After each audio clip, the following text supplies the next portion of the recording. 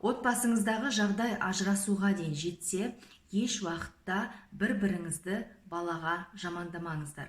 Армысыздар достар, YouTube каналыма қош келіпсіздер. Сіздермен әдеттегенше Әди Аралбай бүгін сіздермен өте бір маңызды тақырыпты қозғағым келіп отыр. Себебі жақында ғана Instagram парақшама бір келіншектен хат келген болатын. Ол әйел ажыралып кеткен екен. 9 жастағы қызының күнделігін оқып қалып, қызының күйзелісте жүргенін, ата-анасының жақсы көрмейтінін, жалпы осындай сияқты көптеген ақпараттарды білген екен. Сондықтан сол әйелдің сұрауы бойынша бүгін осы тақырыпты барынша ашып қозғағым келіп отыр. Және жалпы өмірде де қазір ондай жағдайлар өте көп. Сондықтан да егер сондай жағдайда болып жатсаңыз, онда видеоны қарауға кеңес беремін. Егер сізге шынымен пайдалы болса, онда өз ойыңызды тастап, сұрақты тастап, каналыма жазылып лайк басып кетсеңіздер болады. Өйткені бұл мен үшін үлкен мотивация.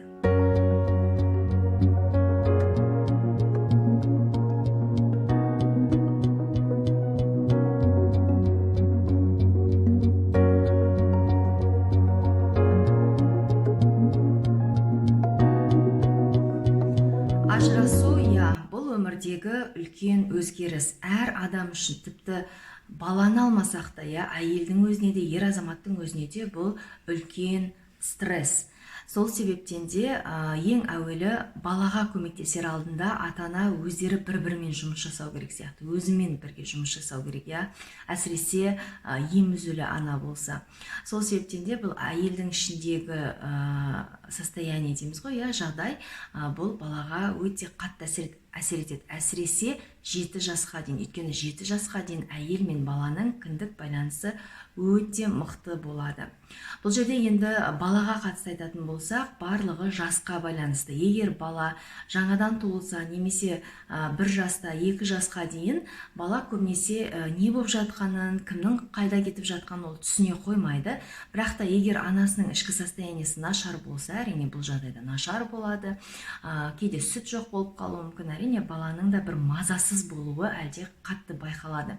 Себебі бала ананың сезімін қатты сезеді, тіпті ана әкесінің де. Сол себептен де бұл жерде ең әуелі әйелге, ең бірінші күйеуіне емес, әйеліне емес, өзімен бірге көп жұмыс жасау керек. Бұл жердегі ең маңыздысы, адам ажыралып кетсе де, ол оның соңғы өмірі емес. Мүмкін кейбір жағдайлар жақсылық үшін беріледі. Кез келген жаман жағдайдың артында бір жақсылық тұрады. Өйткені ол жағдай бізге бір сабақ үшін беріледі.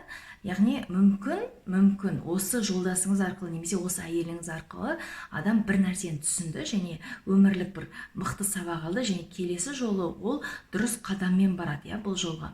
Ал мүмкін кей жағдайларда ерлі-зайыптылар ажыралып жатса да бірнеше жылдан кейін қосылып жатады. Яғни мүмкін бір-бірін бағалау үшін керек шығар. Ал мүмкін келесі отбасын құрған кезде қателіктерін қайталамай, нақты өзіне не керек екенін түсіну үшін беріледі.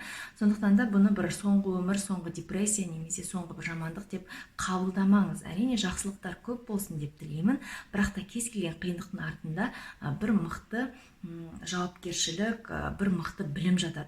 Сол себептен осы жерде ата-ана мен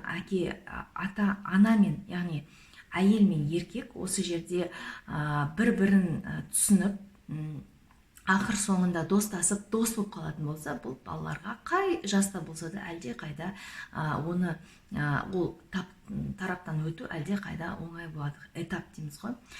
Егер де бала мысалға уже 3 жастан 4-ке асатын болса, 5-ке болса, бұл жерде енді балада, әсіресе 7 жасқа дейін, 3-тен 7 жасқа дейін балада чувство вины дейді ғой. Мүмкін ата-анамның ажырасып кеткенде мен кінәлі шығармын, мен жылағаным үшін, мен тыңдағаным үшін, мен ана затты алып бер дегенім үшін, мүмкін сол үшін, егер әсіресе ақша үшін ұрсатын болсаңыз, әсіресе арада бала тәрбиесі тақырыбы көп қозғалған болса, бұл жерде міндетті түрде үйде 5 жастағы, 7 жастағы бала болса, сен үшін емес, біз сен үшін әке-шеше болып қаламыз. Ол міндетті түрде үнемі қай жасқа келсең де біз әке-шеше болып қаламыз. Бірақ екеуміздің арамыздағы мысалға қарым-қатынас саған мүлде қатысы жоқ, сенің ешқандай винаң жоқ деген сияқты нәрсені түсіндіріп айту керек. Сол кезде балаға әлде қайда жеңіл болады. Өйткені балада іште кінә қалып қалатын болса, мен кінәлімін деген сияқты, ол ертең өскен кезде де оның өміріне үлкен әсер етуі мүмкін. Иә, балалық травма деп айтамыз ғой. Иә, қазір де көп адамдар сонымен жұмыс жасап жатыр. Егер де бала уже 7 жастан асып, менің жазған хаттағы әйелдің қызы мысалға 9 жаста, иә, бұл әсіресе өте қиын возраст. 9 жаста көбінесе балаларға, әсіресе қыз балаға, иә, қыз болғандықтан әкенің мына несі керек, қамқорлығы керек, әкенің тәрбиесі керек. Бірақ дегенмен де әйел адам ретінде сіз айтсаңыз болады. Мысалы, сенде екі нұсқа бар. Егер де мен әкеңмен тұратын болсам, мен бақытсыз болам, иә. Ал егер мен сен үшін әкеңмен тұратын болсам, мен бақытсыз болам, иә. Мысалы, бірінші нұсқасы. Екіншісі, егер мен ажыралып, мысалға өз жолын табатын болсам, онда мен қазір бақытты болам. Менің қазіргі таңдауым осы. Кешір, ренжіме, бірақ та мен мысалы балалар үшін, әке-шешем үшін, тағы біреу үшін жақсы көрмейтін адаммен тұрғым келмейді. Иә, біз бір уақыттар бір-бірімізді жақсы көрдік, иә, біз жақсы өмір сүрдік, арада балалар пайда болды. Оның бәрі үлкен тарих, оның барлығы өмірде қалады. Сен оның баласы болып қаласың, інің баласы болып қалады. Бірақ мен әйел ретінде бақытты болғым келеді. Қазіргі кезде біз өз қателіктерімізді түсініп жатырмыз. Қателеспейтін адам болмайды, қателесу арқылы біз өсеміз, өнеміз деп қыз баламен бір күн уақыт арнап сөйлесіп, жаңағыдай балаға не үшін ажыралып жатқаныңызды түсіндіру керексіз. Мүмкін біз ары қарай қосылып кететін шығармыз, әлі нақты түсініксіз, пока бір-бірімізге ренжіліміз, уақыт көрсетеді, көреміз. Барлық өмірде оңай жеңіл болады деп ешкім айтқан жоқ, барлық өмірде тек күшті болады деп айтқан жоқ, сен түсінуің керек деген сияқты нәрселерді түсіндіріп айтуға болады. 9 жастағы бала, 12 жастағы бала, олар бұндай тақырыпты жақсы түсінеді.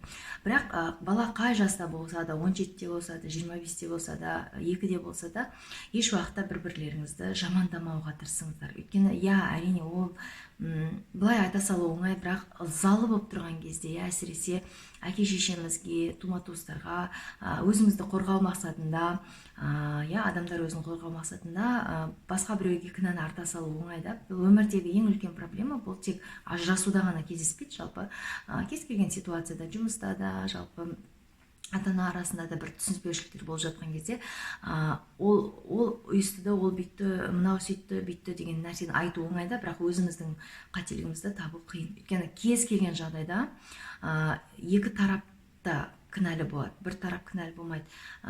Сол үшін мен айтам ерлі-зайыптыларға үнемі, ұнамайтын зат болса, прям сол күні отырып алып, маған мысалы мына зат ұнамайды, былай болса жақсы болар еді, былай болса жақсы болар еді деп, бір кішкентай мәселенің өзін талқылауға түсіңіздер. Өйткені адам талқылаған кезде ол оның ішіндегі мына күйзелісін түсінетін болады, боль дейміз ғой, иә.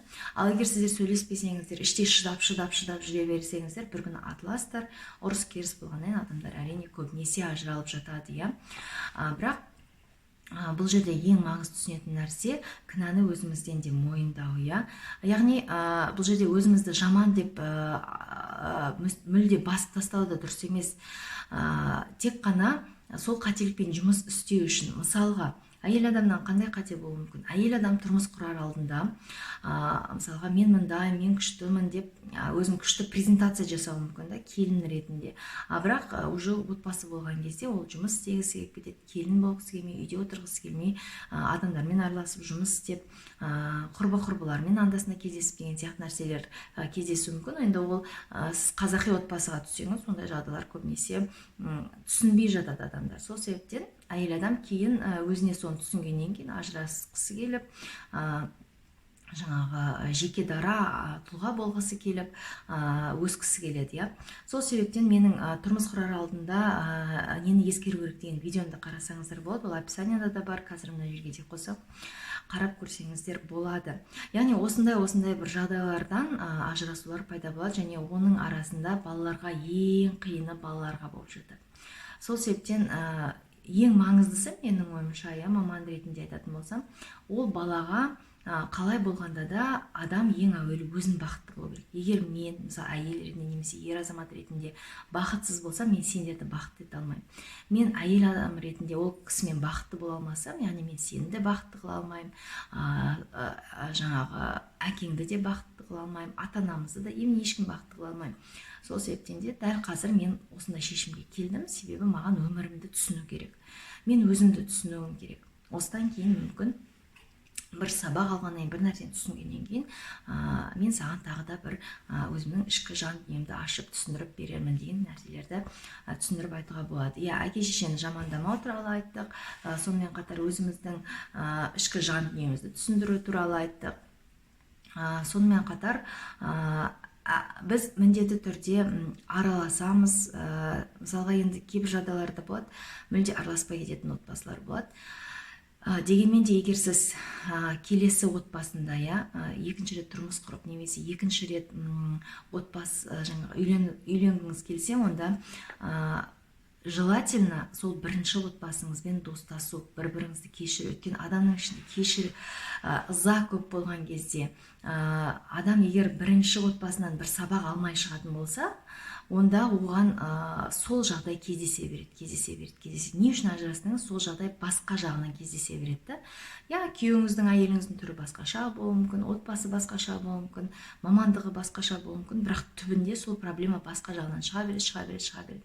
Сондықтан бірінші отбасыңызбен жақсы араласып, балаңызға төлейтін алиментіңізді төлеп, немесе егер әкесінде қалатын болса, ана ретінде уақытыңызды бөліп келіп кетіп жүрсеңіз, онда келесі отбасында сізге әлдеқайда жағдай жақсы болады. Тіпті бар ғой, көп жағдайларда түсінгенім, бірінші отбасын кешіріп, өзінің қателігін түсініп, балаларына көмектесе бастаған кезде, білмеймін, кейде отбасында ерлі-зайыптылар арасында екінші шанс туып жатады және қосылып кетіп жатады көп жағдайларда.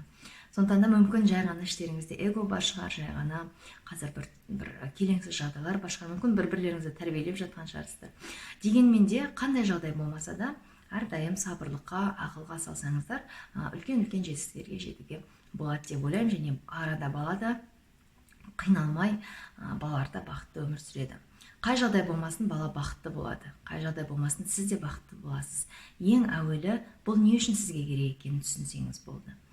Сіздермен бірге болған Адияр Абай. Келесі көріскенше күн жақсы.